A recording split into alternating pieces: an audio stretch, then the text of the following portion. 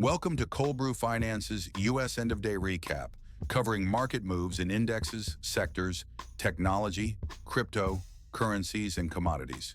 Today is Wednesday, February 18th, 2026. Kicking things off, I'm Max Profit. Key indexes all closed higher today. The S&P 500 index rose by 36.45 to close at 6,879.66. While the Dow 30 index increased by 129.47 points, finishing at 49,662.67. Meanwhile, the Nasdaq Composite Index added 175.25 points, closing at 22,753.63, maintaining a strong negative trend. Market breadth showed a positive tilt.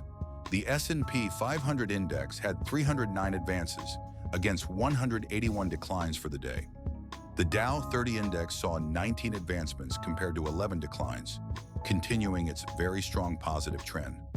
The Nasdaq Composite Index also showed more advances than declines, with 1,667 issues gaining.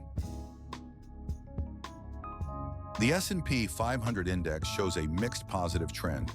Its week-to-date return is 0.64%, but month-to-date shows a decrease of 0.86%. On the other hand, the Dow 30 index is experiencing a very strong positive trend, having gained 1.58% for the month. Today, the energy and technology sectors were among the top performers. The energy sector surged to a new all-time high, closing at 838.98, up 2%. Meanwhile, the technology sector climbed 52.81 points, although it continues in a strong negative trend. Utilities and real estate sectors struggled. The utilities sector dropped 1.6%, closing at 462, showing some upward volatility amidst a very strong positive trend. Real estate ended 1.4% lower, with prices experiencing volatility over the past week. Global markets saw notable gains. Norway ETF gained 1.7%, reaching a new all-time high of 33.83, with an upward breakout in price. South Korea ETF also rose 1.7%, continuing its very strong positive trend. Impressive returns for year-to-date were noted in global ETFs. Norway ETF reported a year-to-date return of 17.55%, while South Korea ETF posted 36.73%. Both showed significant upward trends in recent days. The technology stocks demonstrated mixed performances today. Apple had a slight increase, closing at 264.35, up by 0.47, maintaining positive momentum for 2 days, although it's generally flat over the last few days. Alphabet closed at 303.94, up by 1.12, despite a mixed negative trend. Amazon gained 3.64, closing at 204.79, with a significant upward movement, breaking its flat streak. Meta Platforms ended at 643.22, up by 3.93, yet the overall trend remains negative. Lastly, Nvidia saw a strong positive trend, rising 3.1, closing at 187.98.